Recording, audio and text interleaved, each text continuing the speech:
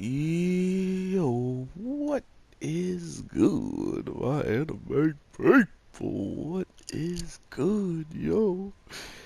Ah, the Demon Slayer.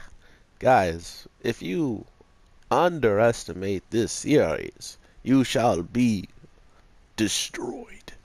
My God, this show. We are getting 26 episodes, which I'm pretty proud to say that being supportive of shows that do these long runs instead of like doing it for 12, 13 episodes, I gotta admit that that is a huge breath of relief.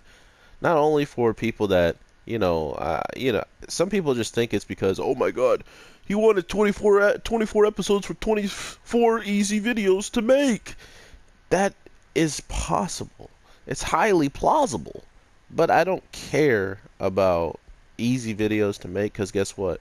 If it's an anime that I don't like or that I can't be passionate about and you can't tell I'm passionate about it, I can't really do anything with it. And something like a Demon Slayer makes it so easy to just express myself. So we not only get to see the most adorable little sister moments of all times, and it actually leads to her probably helping a fugitive see that her moves and things that she's doing is probably a lot better than she could have ever imagined because there's people like Nesco out there that she can actually help and uh, that she actually might be sending back to becoming human.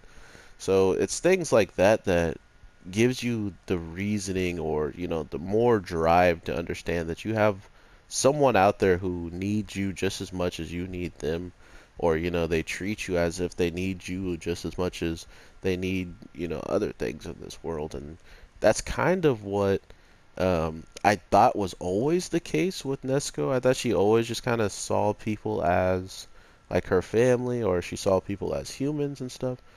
But to be fair, it seems like there's a moment of she still has a realization that they might not be those people, but after a while of being with them and sharing their, time together, I think that's where this whole, or that's where I mainly thought the whole entire, like her seeing people that she, cares about and loves, I thought that was because of that. And I was definitely wrong because for some reason I guess I must have missed a small detail, or let me know in the comments below if I where this happened.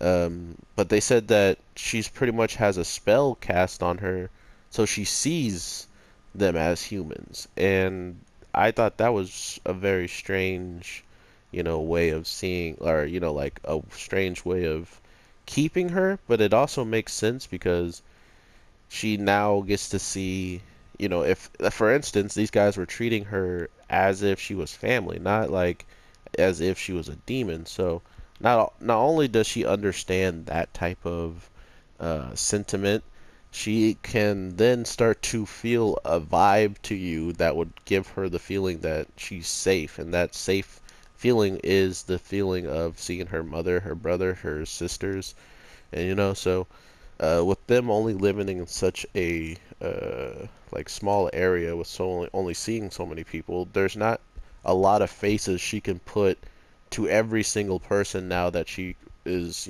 happy to meet or to relate with if she hasn't even met a lot of people in general. So it made a lot of sense that she saw this woman as her mother. Not only did she, witnessed what happened to her leg when she first tried to kick the ball, but she's always been, just complimenting her and allowing her to practically do whatever she wants and feel at home.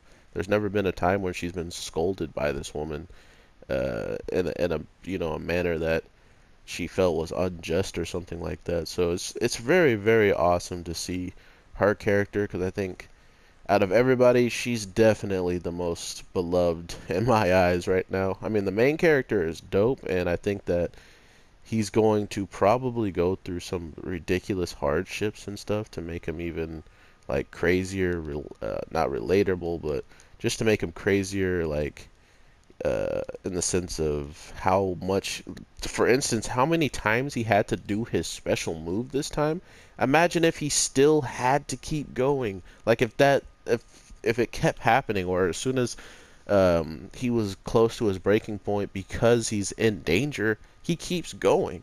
Um, Shows that are very intelligent when they do stuff like this usually have a smart and intelligent way of putting it back within the story and making it have that much more strength and love put into it. So, for instance, one of my favorite animes, the main character gets his arm broken, but because the arm was broken so clean, uh, after the battle and everything, that he, not only did he get his arm broken, and his arm being broken actually broke and made it stronger because it was a clean break. You guys should check that out, what that means if you don't know.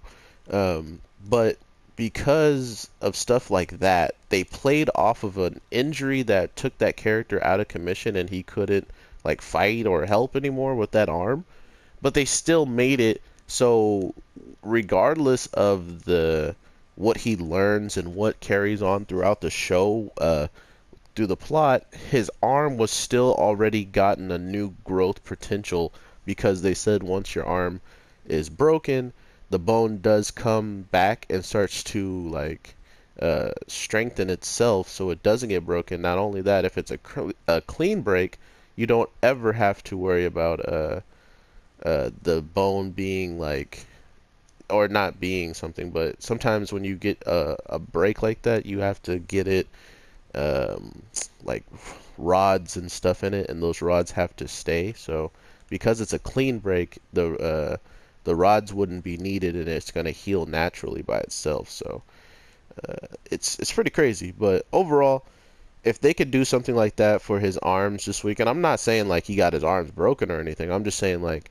he literally was so tired from already fighting and doing as much as he was doing to then having to just continuously do moves that are your go-to finishing moves. Like imagine every single move that Goku has: instant transmission, Kamehameha, Spirit Bomb, all these different moves, and he just has to keep spamming them over and over because every time he gets close to the ground or close to just uh, pretty much being in a bad position, he needs to save himself. He has to use it just wouldn't it would tear your body apart. And for instance, for Goku, it would tear his it would just leave him with no ki, so you'll be getting very, very bodied up if you can't do anything after. Okay, Aries, we get it, you're strong. I'm stronger though. But yeah, awesome, awesome episode when they go into detail like that. I was not expecting them to give us that aspect of his thought process of, my God, I can't even feel he got so weak. I bet people this week thought he was going to turn into Zoro. They're like, oh my God, he put the sword in his mouth. Sword in the mouth. It's official. He's Zoro. They do a little bit of everything. There's so much references and stuff in the world of anime that they can throw in anything in here. But the moral of this story is we had our character, pretty much just get thrashed for getting a clean hit. So not only did he win his battle from the last week's episode, it should have been practically over, but he then had to expend all of his strength into everything he had to stay alive, even though he's already chopped off this thing's head. And we find out he's not even one of the 12 because the 12 should have a number carved into their eyeball. Super dope.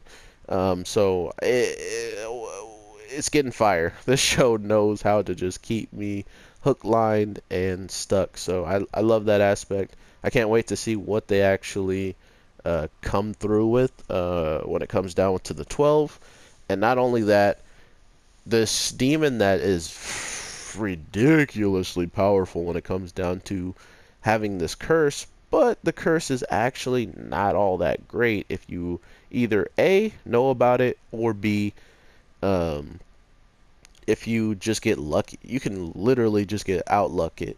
Like, oh, well, I guess not really because she's been alive for so long. So imagine going up against someone with like 300 or plus years of knowledge, and she already knows like your goals and such and such. So she starts just playing with what she knows of information that she's already been given. So it's not like she was just reaching for straws. She already knew a good portion of what and why they were there because they told us. You know, they're like, "Oh, you must be the guy with the earrings. I'm gonna body you."